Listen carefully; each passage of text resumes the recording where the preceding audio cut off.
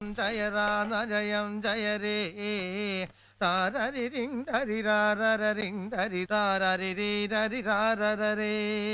வணக்கம் மக்களே, நான் தான் உங்க விக்கி. வெயிட் லாஸ் 200 டேஸ்ல இன்னைக்கு டே 17. எல்லாரும் எப்படி இருக்கீங்க?